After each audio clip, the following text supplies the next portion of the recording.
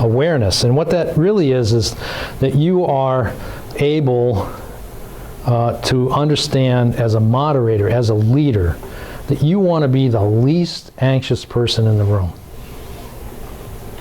When there's a meeting, you want to be the least anxious about it. Because if you are least anxious, others will be following you. You are a leader. So we want to keep our eye on the purpose. And when you know the purpose, you are not as anxious about things. When you don't know the purpose and everybody's coming in at different directions, boy, the last argument always sounds like the best one. Well, it's not necessarily. You have to be able to balance that against a purpose. And so one of the things I want to talk a little bit about, and this came from the training that I had at Notre Dame, was the difference between, and we miss this oftentimes in churches, the difference between a problem and what they called at Notre Dame a polarity. So problem and polarity we're going to talk a little bit about. So a problem is something that requires correction. It needs to be fixed. So let me give you the simple answer. You come to the church and you unlock the church, and in the process your key breaks off in the lock. Is that a problem? It's a problem. Yes. Okay. It needs to be fixed. And so either you have somebody on staff or volunteer, or you contract out, somebody comes in and gets the remnant of the key out of the lock, and the problem is fixed. The issue that leadership has to recognize is not everything in church that presents as a problem is in fact a problem. And if you try to fix it, then you will have a problem. Because it could be what was called a polarity, meaning that you have two things that are related that neither one can go away. And so you have to balance it. So can anybody think of an example, now that I've kind of given you a little bit of a definition of a polarity? And let me give you one more illustration, just to help so start thinking about that question. What polarities exist in your church as a leader? So I'm going to give you an example of a simple polarity that we all have. Breathing. Breathing is a polarity, right? Real simple. To inhale, I take in oxygen, right? Oh, it feels so good to bring it in. So because it's so good, I'm only going to bring in oxygen, and I'm going to hold my breath. Well, I'm not going to do that for very long, right? Even though it's good to breathe in. Because what's happening? Biology, remember? I got to get rid of carbon dioxide. So I've got a poison in me, carbon dioxide. I've got to get rid of it. That's why I breathe out.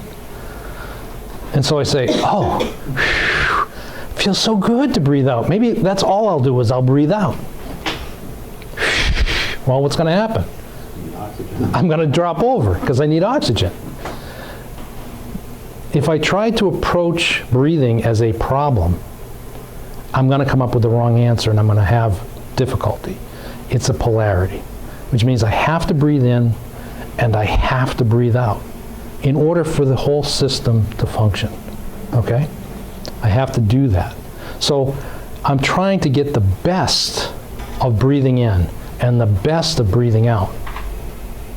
So now what polarities might exist in a church that sometimes people approach as problems? Youth, okay? What's the polarity? You want more younger people, more youth. The polarity is, what do you do, how do you continue to uphold your older members? Okay, so you have, right. So you have generational issues of, you know, boy, these people have been faithful for 40, 50, 60 years, and there's a certain tempo to the church that they need. I think survival which conserve resources and ministry expend resources. It's a polarity that many of our churches. Right. Exactly. Right. So we got to take care of the church, of the congregation, so we're not going to reach out. And what happens to those that want to reach out? Well, wait a minute. Why am I here? And you have this, so if you approach that as a problem, you create difficulty. It's a polarity.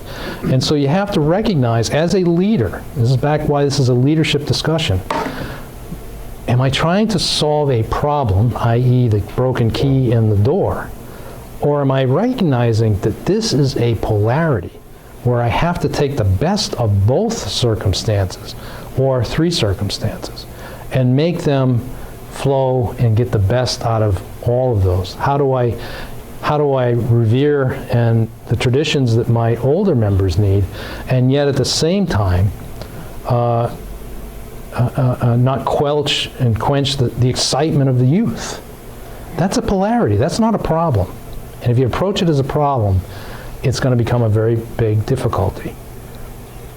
Does that sort of make sense about, you know?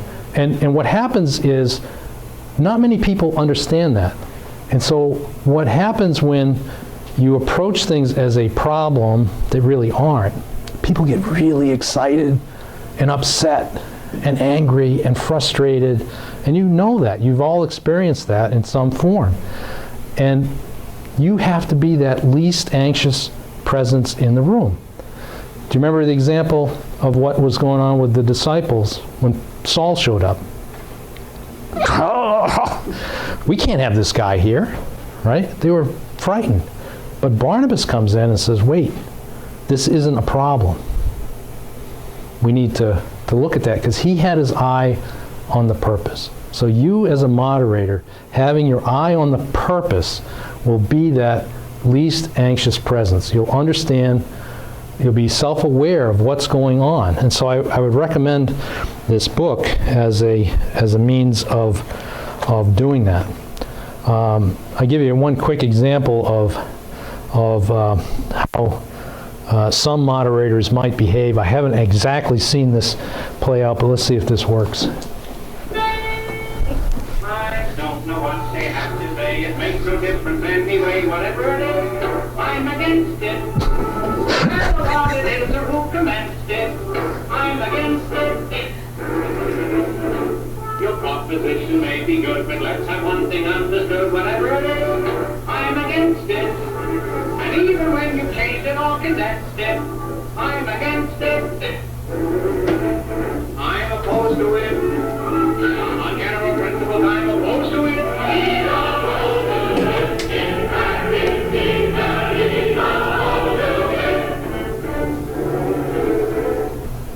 So we don't want to be that kind of moderator who is the least emotionally secure. Let's pause on that for a minute. Let's talk about that emotional security element. Other thoughts, disagreements, confusion? They used to say you should be a non-anxious presence. Right. Better neurological understanding of the human brain has caused people to stop saying that. Now they say what you're saying, to be the least anxious presence. You know, if you're in that room, you're going to share the anxiety. But to be able to monitor your anxiety makes us more effective leaders. We can't help but be anxious, but emotional intelligence has to do with monitoring that. Being aware of it. So Jim is copying Lynn. He's a great straight man for the next slide before I jump to that about the least anxious presence. Because, as it turns out, being somewhat anxious is actually a good thing. And we're going to explain how that works. Other comments, questions? Do you voice that anxiety? Sure. Because one of the things that is critical of leadership is is authenticity. It's okay to come in and say, you know, folks, I recognize that, you know, this is a difficult issue to talk about, whatever the issue is. And, I feel that. But I think the best way we could approach this is this way. You're telling the truth. This is a bit anxious. I would think that would bolster your Right. support, actually. Right. Now that's different than coming in and saying, I don't have a clue what we're going to do here. This is a terrible issue. Well, all you did was just drive it up. But when you acknowledge it, and we're going to talk about this, what you're trying to do is actually reduce the anxiousness of others by allowing them to recognize that this is a difficult issue, but that you and the other leaders have an idea about how to process it. Not that you have the answer, but there's a way to process the anxiety of the room. Okay? So let's go to that, because this is now you're going to look at this. This is going to be a case study, and you're going to look at this curve and say, I owe an apology to my 8th grade math teacher when I said, why are we doing curves? I'm never going to use them in my life. Well, it turns out that there's actually some benefit to looking at a curve. This goes back to my engineering days, if you will. And this curve sort of comes out of the conversations that we had with the Mennonites. And so we're plotting on our y-axis our capacity to think. Okay, our capacity to think versus our level of stress. Anybody ever see this? Maybe a variation? Stanky does that. With the brain, right? Right. So we're doing capacity to think versus level of stress. And so let's take the first yellow dot there on our nice, clean, bell-shaped curve. So the yellow dot I like to represent as myself. I'm on vacation, I'm laying on the beach, the ocean waves are coming in, and I might be reading a book, or I might not be. My wife is next to me. And the biggest decision that I'm trying to make that day is when and where to go to eat. That's it. Just going to say lunch. That's it, right? There's no agenda, the cell phones are off, whatever. And so my stress level is way down. Well, so is my thinking. I'm not mentally processing a lot. I don't know where your, little yellow spot is. You may have a different one, maybe on a mountain, maybe walking, whatever. Could be by a fireplace with a glass of wine. It doesn't really matter. But there's a place that where you're just, you're calm. Well, your thought process isn't all that high. Well, you come off vacation and you say, oh, I'm back in, I've got my, the laundry, the washing machines are running and all this and that, because we got to get the laundry done, and we got a service to plan on Sunday. Well, there's some stress that now starts coming in, right? Well, my thinking now has to start picking up. What is the message? Am I satisfied with the work I've done thus far? Do I have it done? Did we pick out the right music? All of those things that go into forming a worship service, you start thinking, because there's a little bit of stress. And at some point, there's actually an optimum that says, I'm excited about what I'm doing, and that makes me think. And so, as a term for this, is called eustress. It's a positive stress that says, yeah, I'm excited. I really want to get into this issue. And so we rise up and our thinking goes along with it. Whoops. And so that's a good thing. Now, what do you see happen here when the stress gets really high? What's happening to our capacity to think? Would that be the stress, crash and burn? You're starting on this downslide slope, right? What do we call that? Distress. See, you already know these things. We're in distress. Now I'm this is overwhelming me. I'm not exactly sure I'm up to the task. I don't know how this is going to go. We're in distress. Our capacity to think starts dropping. You ever been to a church meeting where there's distress in the room? How would you gauge the level of thinking? It's not too good, right? If you were to see the incarnational behavior of Christ, it's starting to drop pretty fast. right? People are pretty snippy to each other, and you know, that's what's happening to the human condition. Okay, so now we're falling off of this curve, and we're going to hit the red star. Anybody know what that's called? Dysfunction. Now we are dysfunctional. And out here, we're only going to do one of three things. We're going to fight, flee, or freeze. We're not thinking anymore. We're at full battle stations, or it's, you know, and we're going to argue this point endlessly, or, you know what, I'm done with this church, I'm out. Or, what do you think about this? I'm done. I'm just done. You are at the point of dysfunction. Okay? Now, when we are at that point, things are not good. The leader has to be able to recognize where an individual is on this curve, where the church congregation or the association is on this curve. Okay? You have to recognize that. Because if you want to engage somebody in conversation, you've got to side of the curve, you got to move them back here so that they can actually think about what you're saying, because people aren't going to be able to do that. How do we know that? Well, let's go back to our friend Barnabas. When Saul arrived on scene, where on the curve were the disciples? They were somewhere up here, right? They wanted nothing to do with Saul. What did Barnabas do? Do we remember? He took him in. He took him in and did what? Then what did he do? He listened. And then the third step was what? He reported it back. He brought Saul with him. So his presence starts bringing the distress of the group back, because, wait a minute, a trusted member of our group, a trusted leader of our group has him in tow. He took control. He took control.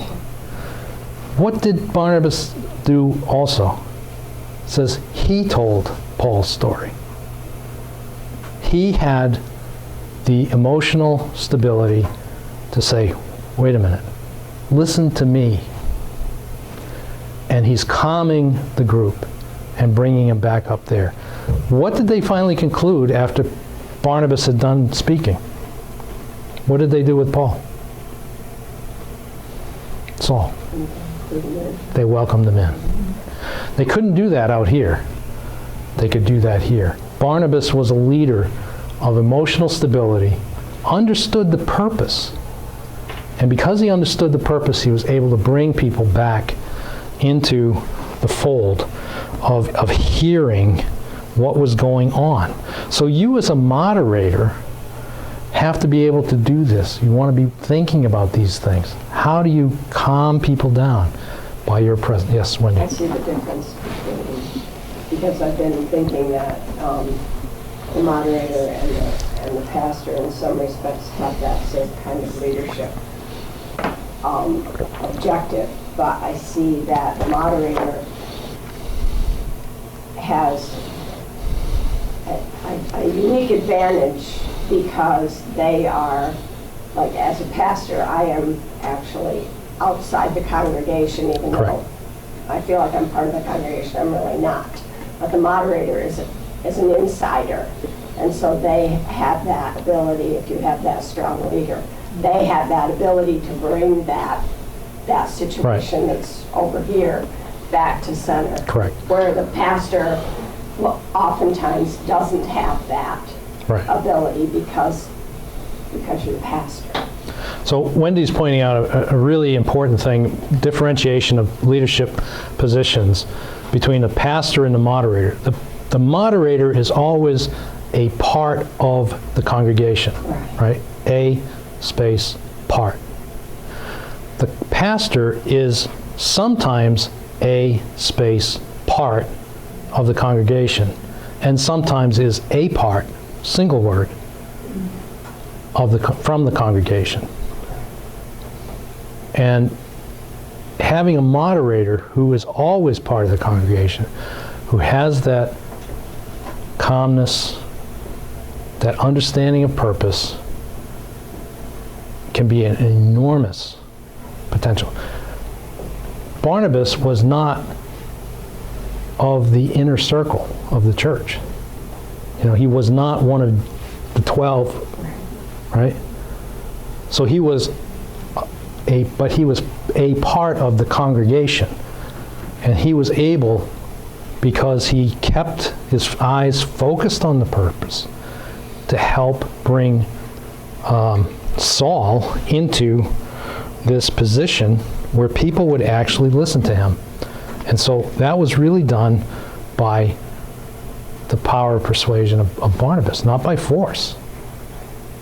And so we want to think about that example and say, wow, I could do that in my congregation or my association. I could be that person of influence and help calm people down and facilitate a good conversation. Is this a problem? Is this a polarity? What is it that we're talking about? Why are we so upset? Okay? So I find those points are really the first 2 of 4. That's really the core of who you are as a moderator, is that person of faith and that person of purpose, that understanding, that stability that you really kind of want to have. And that's before we even get into what you're going to advocate and how you're going to maintain your vision. We want to pick up where we left off and go into the third and fourth leadership qualities, and that is that the moderator needs to be a person of advocacy, meaning that you are there to help others to be heard or overrule, but to advocate for voices to be heard. And we're going to take a look, as in our style here that we've been doing, is going back into our biblical teaching with our friend Barnabas. And again, we go back to that point where Barnabas took Paul and brought him to the apostles and told the apostles how Saul on his journey had seen the Lord had spoken to him, and how in Damascus Saul had preached fearlessly in the name of Jesus. So Saul stayed with them and moved about freely in Jerusalem, speaking boldly in the name of the Lord. So Barnabas, the moderator, if you will, called a meeting. He didn't say, and it was a genuine meeting. And he told Saul's story, and he connected it with his own. And saying, we need to listen to him.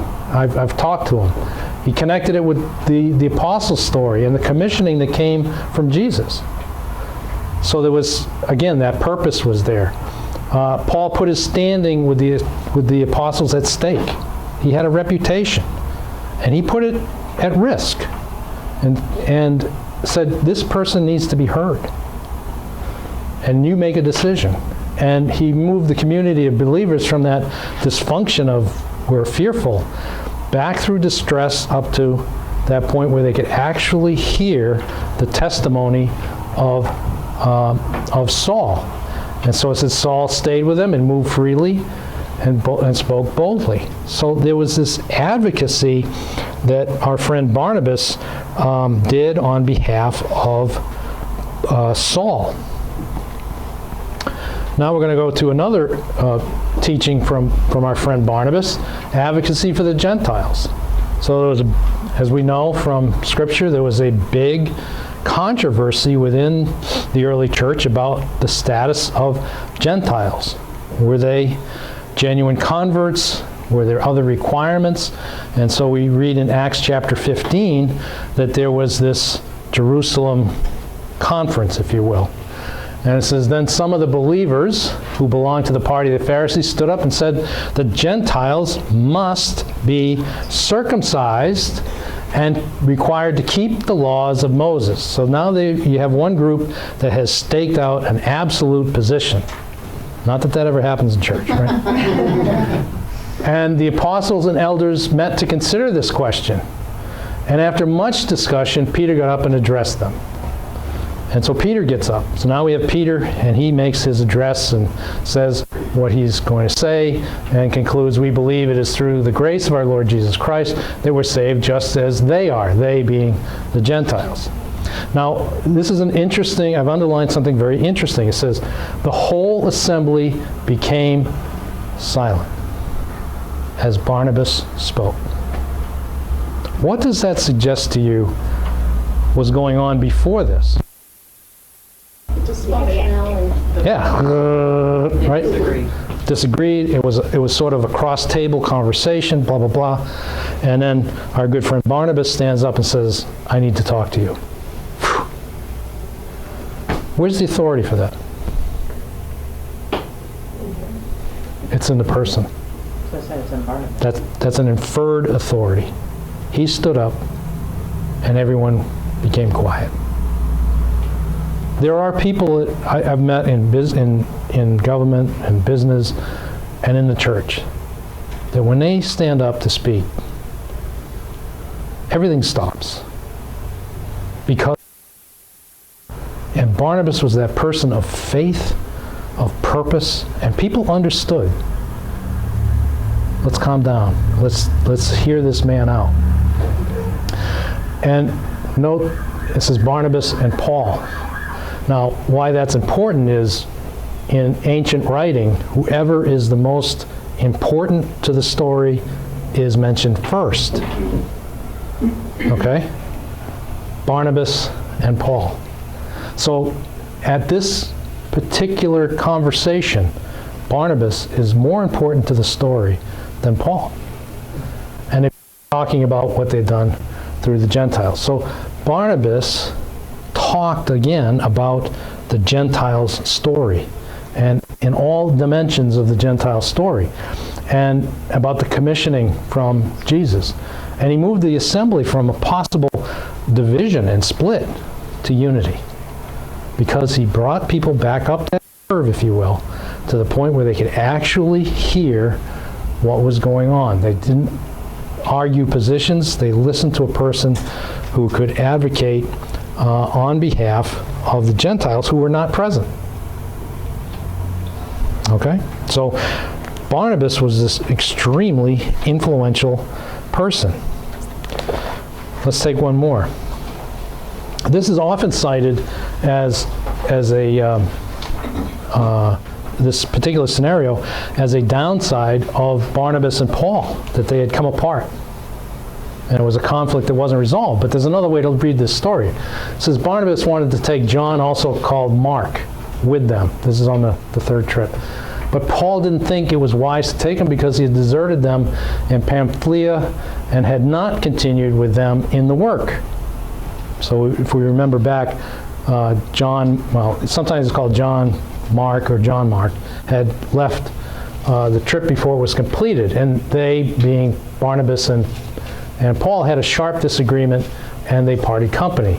Barnabas took Mark and they sailed to Cyprus. Paul chose Silas and he went the other way.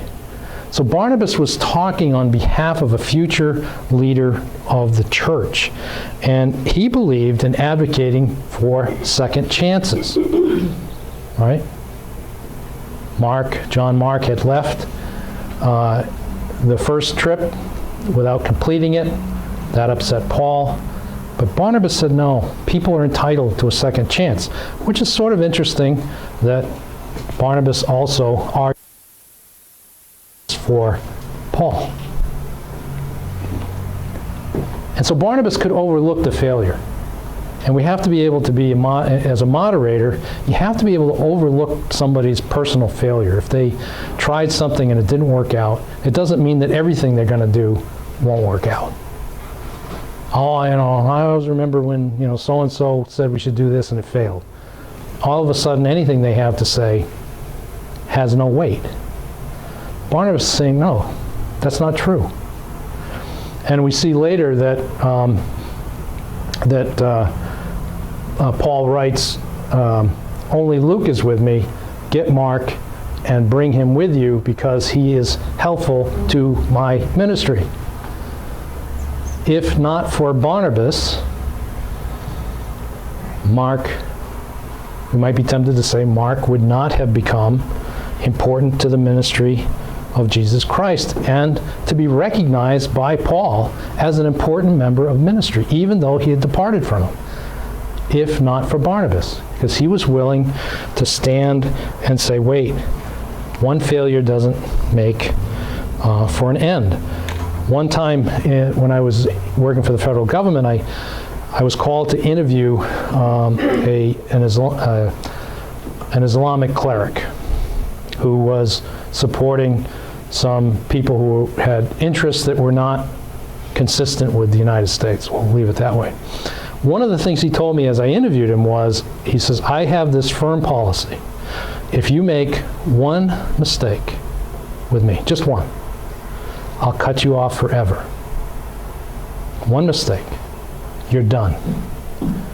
And I thought to myself, as I sat there, I thought, thank God for Jesus Christ. What would I do? And it just, to me, was just such an overwhelming moment to recognize what it means to have a Savior who doesn't cut you off because you have one mistake. And Barnabas saw that in Christ and said, no, Paul, we're not cutting this guy off because of one mistake. So he was an advocate. So if we take that Barnabas teaching and we go to our application, so the moderator has to ensure that the voiceless are heard. You know, we have a lot of people who have good ideas in the fringes, but they're maybe a little bit apprehensive to speak up because it hasn't gone well in the past, or they're not exactly sure they have it right. And so we want to make sure that the moderator isn't just listening to the most vocal or strongest voice in the room, but the moderator is really listening for those that are, if you will, people on the margins that may have a valid point to bring up. Yes, Wendy? One thing that I noticed with that scenario with this and John Mark was that Barnabas was able to be objective. Like, it wasn't like, oh, I stood up for Paul, so I got to go with Paul Right. on this one. You know, I mean, that seems to be really important, that you can go against your friends, Right. because, for the greater good. Yeah, at the break, a question came up. I think it was Raquel asked me a question about, gee, you're in a conversation with people about making a change, right, in the Constitution. It doesn't matter what the subject matter is. And when you don't agree with what that person wants to do, they bristle. Why is that?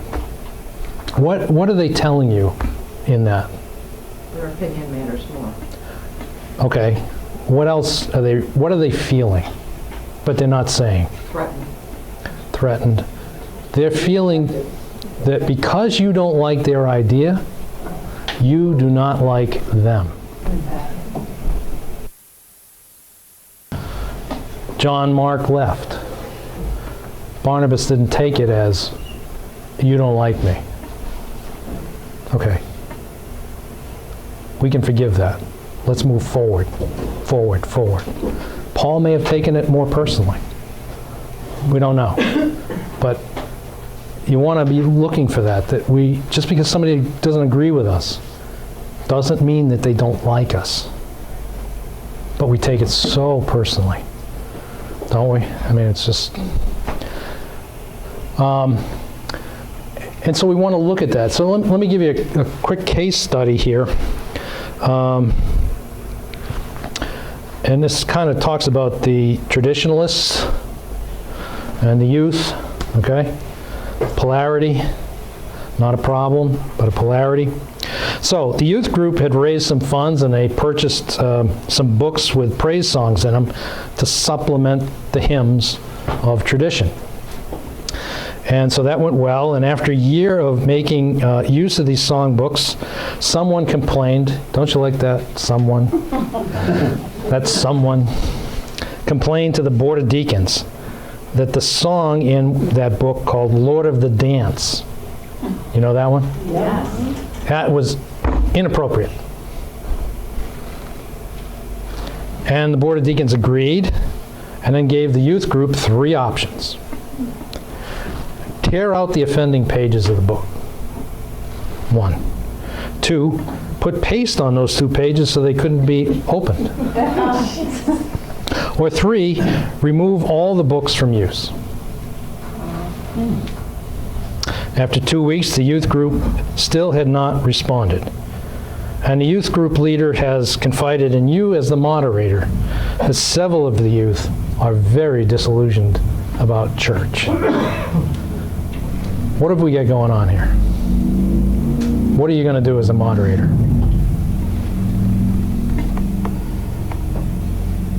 Resigning isn't one of the options. I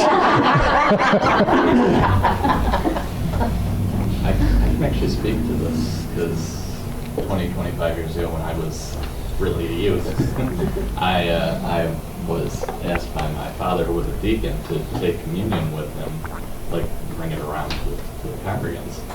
And he didn't get, prior permission or anything like that. So during the communion, I was actually asked to go sit down because one of the people was not okay with that. And so it ended up being fine. The lady came and talked to me afterwards, but it could have been very disillusioning. Sure. And I'm not sure. I believe the moderator was actually her husband at the time. Oh boy. Who also didn't approve of it. That was part of it. But yeah, there was. She made every point of being good about it and all of that. But the church was supposed to function a certain way in her mind, and she couldn't allow that dispensation, and so it could have really been very trying for the church at the time. Absolutely. So if that didn't pick up, the example was young guy gets invited by his father, who's a deacon, to serve communion. And as you're about to serve, It was actually halfway through. halfway through, he was told that he had to sit down because he was not considered to be able to serve communion according to the rules of the day. And so it worked out well in the end, but certainly would have been one of these issues that could have been very explosive. So what do we make of those kinds of things? What's going on here? What is the role of the moderator? What should be the role of the moderator when you have these sort of ardent positions that come up? Take it to the pastor. Take it to the pastor. Absolutely. Pastor, you have a problem. Yes, I do. I'm looking at it. I think you need to, at least bring some representatives from both groups together to have a discussion. Obviously, each side has a valid point, the way it's always been done, the way they'd like to do it. Let's try to find common ground. It's not always easy. We're going through that in my church right now. You have the very oldest generation who've been there, done that. They're done. I respect that. Then you have the next generation that's been doing it for 20 or 30 years, and now we've got the younger ones that want to do it and change things. How do you keep everybody happy? Yes, multi-generational churches are an extremely interesting dynamic. Especially when they're small and everyone's related. Yes. Well, and actually, I'll finish the story by saying that not long after that, there was actually a schism in the church, and a number of those people, the moderator and his wife and all of them, they chose to go to another church. Yeah. People who had gone to that church for 50 or 60 years. Some have gone to it for 50 or 60 years, chose to stay, and the children now have a very large role in the service. And they like it, but it did cause a schism that is still being worked out. You see the people in town, and there's still bad blood. That's so unfortunate. It is. I love that woman and her husband, and I always have. They were my Sunday school teachers and things like that. There was never any attempt at bringing Reconciling, everyone together in that sense. We'd have one Children's Sunday a year, and that was it. And I think there was a common ground that could have been found there instead of everybody just leaving. So when we have a split in a church, that is the classic definition of dysfunction, right? We've arrived at the point of dysfunction in which people are going to flee or fight. And it's unfortunate. But the role of the moderator, the proper role of the moderator, could have been, or in the case of the youth who had these books, or your case, or any of these, is to say, wait, we've lost track of our purpose. Let's come together and talk about our purpose. One of the things that I have done, mostly with interpersonal counseling, when people get that sort of loggerhead, is to say, you know, one of the things that is almost impossible to do is to sit there and say, let's come together and work through our differences. Almost impossible. Because your entire focus is on what separates you. I've had much greater success when you bring people together and say, you know what, let's begin by talking about what we share. And what you do is you wind up building the fact that you are 98% in agreement. And now from this position of agreement, you're looking down on this little bit of an issue. Now in perspective, that this is not a hill to die on. It's not that big of an issue because we're already so much in common. So we're looking down on the issue, not trying to look through the issue that separates us to get to what makes us common. And so, could you use that situation with the youth in the book? Could you turn it into a teaching situation? Absolutely. Absolutely. And not necessarily the moderator doing the teaching, but bring in some from both sides and turn it into a teaching situation. So Yeah. I think sometimes that diffuses. Right, and that's where I think the role of the moderator here is to begin that work perhaps in private. Begin with the chair of the deacons to say, let's talk about this process of how this came up. I'm not criticizing you, I want to understand the process. And you can sit with the youth and say, talk to me about how it was communicated to you, so that you have that sort of both persons, what they're telling you, what they're not telling you, and what you're hearing from them and feeling. Then you're better equipped to say, you know what, I'd like you as the youth group leader to sit down with me and the chair of the deacons. And let's just have a cup of coffee. And I want to talk a little bit about our purpose here.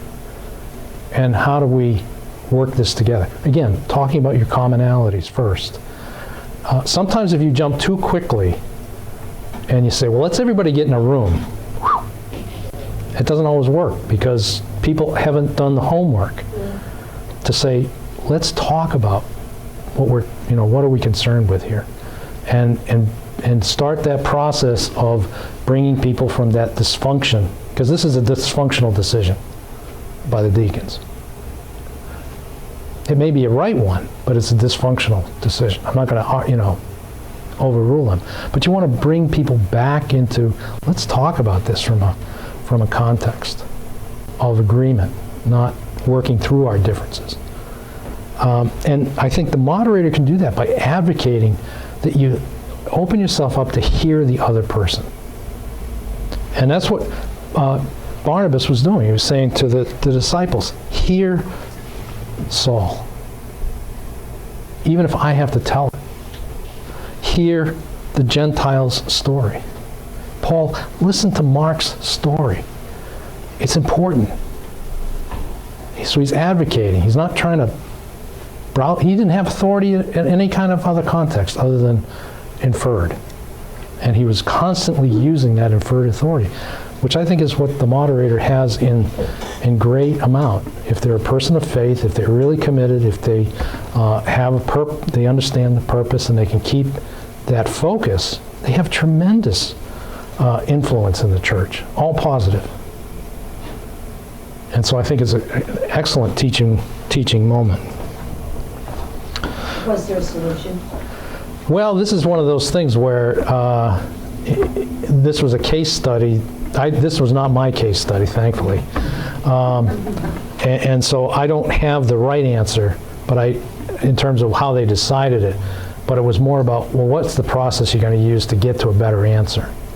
And you work it out that way. The way they actually had portrayed this story was there was one more element that I didn't include because I didn't want to get too wrapped up. But because the youth group had failed to respond, somebody took a red stamp and stamped on those pages disapproved by the Board of Deacons. So now what have you done? You have completely shut the door to the youth. They don't need anything. They now understand that you disapprove of them. And they're voiceless. Yeah, and they're voiceless. Right? The same would be true if you took it the other way and you said, let's suppose the youth, in starting this originally, had said, well, we get this idea, we'd like to have praise books. Well, then you need to go to the Board of Deacons and the Board of Trustees and the Board of this and the Board of that, and blah, blah, blah, blah, blah, blah, blah, blah. They're never going to get there. A moderator could help immensely to not let the kids get disillusioned that this is just, you know, a useless exercise, that I'm just going to get moved from one board to another, and maybe by the time I'm old enough to not care about praise songs, it'll get approved and I won't want them then. And that puts the moderator under the thumb of the deacons, et cetera, doesn't matter? No, the moderator can say, look, let's work this process. Okay. And they can work behind the scenes to say, "Look, talk to me about this. Let's, you know, this is the first time the kids have been introduced to church boards. Let's make it a positive experience. How are we going to show why the deacons, what are the deacons? You need to help them understand that so that they respect the process. And if it's money and they got to go to the trustees, you know, same thing over and over and over again. So that you're sort of building the roadmap for the kids to follow, but you kind of getting people to think about the purpose of church again, that it's not just some arbitrary or administrative function that they're doing. And so I think you're not under them, you're actually trying to encourage them to have that positive stress that we talked about, where they can have that same shared vision that the kids have, and how does that work together?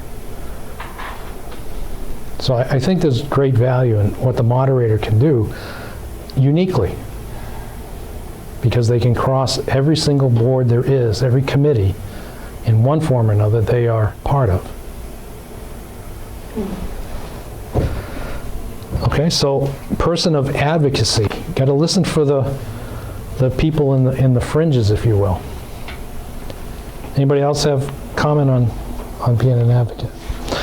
So that was part of what Paul said about how do you deal with folks that need to be heard. And then the last part, I think, is how do you create that positive stress? And that's sort of the vision. You know, look at what things could be like. And that requires a combination of imagination and wisdom. So you have to be able to, as a moderator, you want to be able to see how things are. You need to be able to take stock, if you will. We talked about that in that simple example of the CABA assessment. We took stock. We did an assessment. We said, where are we? We read old reports. We did things like that, you know, to get that sense. And we didn't say, well, how did people see them as they used to be, right? We've all had those conversations. Well, it used to be this way. And what oftentimes people are saying is, and that's the way it needs to be today, right? Yeah. For me to feel comfortable. What are the way it is today? We did that work with First Baptist. Every single week we met with this vision team and we went through every single element of the church. What was it? What is it? What was it? What is it? What was it? What is it? And we just went through every single element. And then it was, well, what do you want it? What do you think it's to be now? And it really wasn't a return to the past, because people had a chance to give voice to what it was that had happened, where they are, and then there was a sort of an openness to consider other things. So we want to see, well, how can things be That's that vision part. That's that beginning part of that curve that we talked about, where it's that you stress, where we're saying, hey, I'm thinking, this could be. I'm not on the other side of the curve where I'm lamenting and distressing, things used to be different. No, what could they be? So you're creating that positive energy. Don't you think you can draw from experience, not stay there, but draw from the history and experience to build what you want? Absolutely. Those would be the strengths. Right. Well, you have Right. strengths to build with, Yep. not necessarily to be stuck where you were. Correct. And it can be in a different context. Right. Because you can't discount that. I mean, especially in smaller churches or whatever. That's, Not if you want to retain your core. Exactly. right, because that's where a lot of the strength is, you Yep. know? And so that requires a combination of imagination and a bit of wisdom. So let's, consistent with what we've done, let's take our biblical teaching, jump back to our good friend Barnabas that we're getting to know a little bit better. And we're going to go to Acts chapter 11. This is some of them went to Antioch. This is some of those that were dispersed from Jerusalem.